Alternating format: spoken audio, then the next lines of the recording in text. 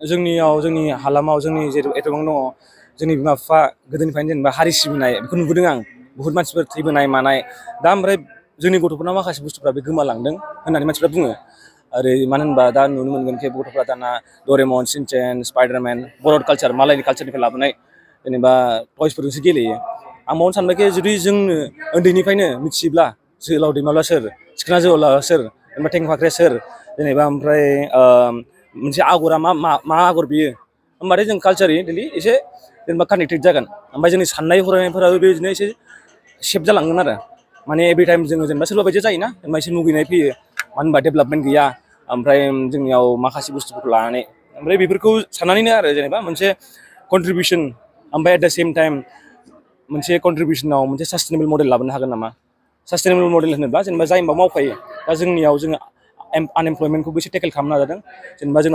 जोंनाव दा दर्जि सानै मावफायो बिसोरो लकडाउनाव बिराद गिदिर एफेक्ट जादों ओमफ्राय माखासे एम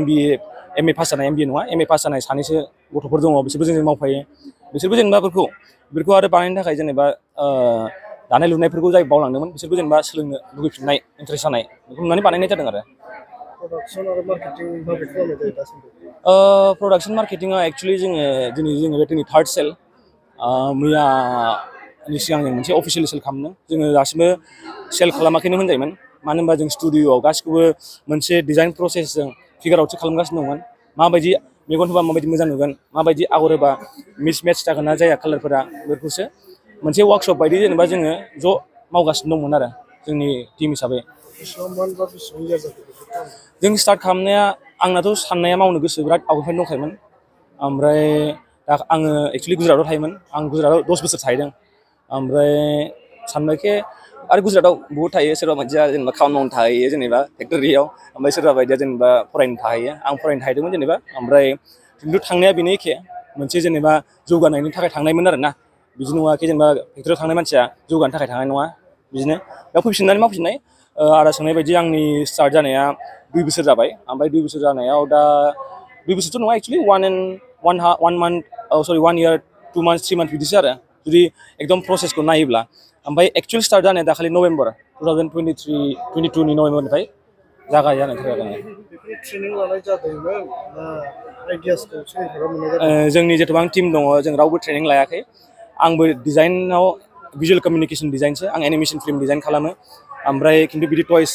ओरैनो जोङो जोंनि प्रजेक्टआव माबाजों क्लेजों बानायदों खिन्थु बिदि जिजों मावफेराखै टेक्सटाइलजों आंबो मावफेराखै बे प्रजेक्टआ पियरलि आउट अफ नेसेसिटि माने नांगौथियावसो जन्म जानाय बेयो नङाबा बे प्रजेक्टखौ रावबो मावाखैमोन नोंथांमोन बेबायदि बानायनायखौ रावबो नुथ'वाखैमोन ओमफ्राय दा जों बे पर्टेलनि गेजेरजों नुनो मोनसिगोन दा गोबां मानसिफ्रा नुनानै बेबायदि बायनो लुबैगोन बेबायदि बायनो लुबैनायखौ माबा मोनसे राहायै फाननायनि अनलाइन सिस्टेमाव फाननायनि माबा जोंना मोनसे वेबसाइट दङ जांख्ला स्टुडिअ होननाय www.jankla.studio.com ओमफ्राय माखासे फेसबुक इन्सटाग्राम जेनेबा जांख्ला ZAN जि लिराखै जोङो लिरनायाव एसे खस्थ' जायो नालाय आरो बाहेरनि मानसिफोरजोंबो अबावबा मानसिफोरा प्रनाउन्सियेसन हाया नालाय ZANKLA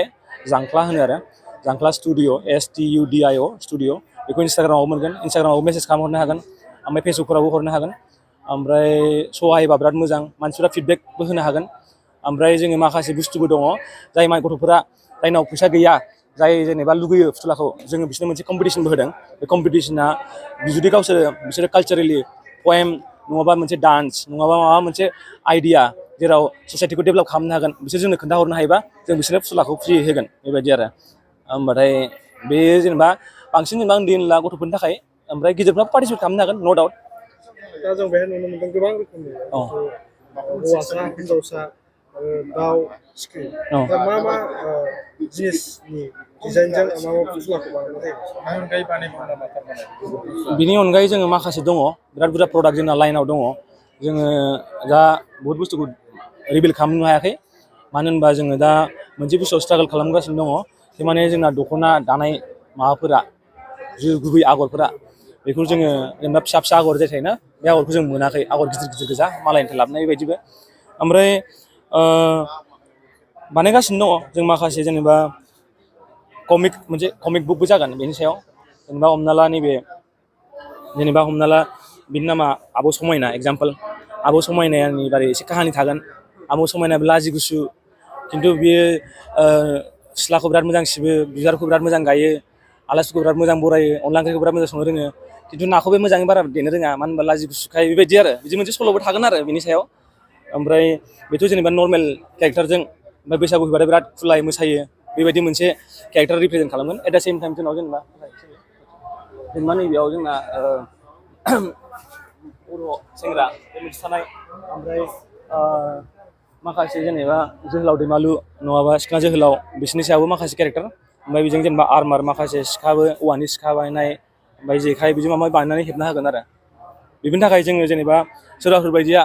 थै गरम जाय बिदि फिसा फिसा बानायनो गोसो दङ बिसोरबो जों पार्टिसिपेट खालामनो हागोन कलाबरेसन खालामनो थाखाय जों बिराद रेडि फिउचार प्लेनिं माबायदि खालामनो सानो फिउचार प्लेनिङा जों बेखौ जुदि माबाफोर सिट फान्डिंफोर मोनोब्ला जोङो बेखौ एसे स्केल काप खालामगोन जेनेबा जोंना माखासे जेनेबा फुन सोनायाव बिराद टाइम थाङो जों गासिबो आखाइजों बानायजोबो जों जेनेबा बे बुस्थुखौ जेनेबा जास्ट जेराव जायखौ होनो जेनेबा डंकि वार्क जेरखौ होनो बेफोरखौ क्रिएटिभ वार्क नङिखौ जोङो जेनेबा मेसिनारिजों खालामनो हायोब्ला मा खुन सोनायावथ' जेनेबा नोंना जेबो मेलेम नाङा ना जेनेबा नायनांगौल'सो खिन्थु जेब्ला नों सुथाबनाय मानाय बिदियाव एसे खर' बाहायनांगौ बेफोरनि थाखाय जेनेबा डेभेलपमेन्ट माबायदि बेसेनफोराव मोननाय जायो सरि प्राइसआव प्राइसआ दा कम्पेरेटिभलि जोंनि माबा लकेल हिसाबै एसे मानसिफ्रा होननाय बायदियाव एसे दामखौ जोनाय मोनदों होनदों आरो खिन्थु लासैनो दामा खमायगोन जेनेबा हमना ला नैबेफोरखौ दाउ फिसाफोरखौ जोङो ना बेखौ जेनेबा जोङो 600 ओमफ्राय लासैनो जेनेबा जों बेखौ 300 नङाबा 200आव लाबोनो नाजादों ओमफ्राय सिखिरिखौ जों जेब्ला बानायजेनदोंमोन बानायजेनबाथाय जोङो 500 गाहामाव फानदोंमोन दा मालाबा जोङो 400 400 मैया 400आव फानदोंमोन आरो दिनै 300आव फानलायबाय बानायनायजों जेनेबा जोङो मैयाथ' नङा जेनेबा साननै सानथामनि सिगांखौ होनदों आरो मानो होनबा बे बानायनायनि टेकनिकखौबो जों बांसिन रोंलांगासिनो दङ मानसिफोराबो बांसिन इनभल्भ जागासिनो दङ आरो डिमान्ड जेसेबां थायो साप्लाइआ इजि जागोन बेखौ सानो आरो जोङो मानसिफोरा मा खालामदों बायनायाव जोंना बांसिन स्किलखौ बांसिन बायदों ओमफ्राय जाय जाय एसे माबानाय कालचाराव इन्ट्रेस्ट दङ बिसोरो बेखौ जरा बुहुत बायदों ओमफ्राय उपेन्द्रनाथनावबो उपेन्द्रनाथनि माबायाव केरेक्टारावबो मानसिफ्रा बिराद इन्ट्रेस्ट दङ ओमफ्राय जोंनि दर्जिफ्रा जेरै बेखौ आं दहाय होनदोंमोन ना मोनसे प्रजेक्ट बायदि बेखौ जेनेबा बिसोरो मालाबा कट सुफेराखैमोन आरो बिसोरनि थाखाय मोनसे लार्निं माबायदि कट सुनांगौ ओमफ्राय दा कट बानायगासिनो दङ ओमफ्राय मेगन बानायनाय खुगा बानायनायफोरखौ सोलोंगासिनो दङ बिराद नै प्रसेस डेभेलपिं प्रसेस आरो नोंथाङा जे बुंदों गथ'फोरनि गेलेनो थाखाय नाथाय बेखौ जों नुनायाव मोनसे न'खरफ्राव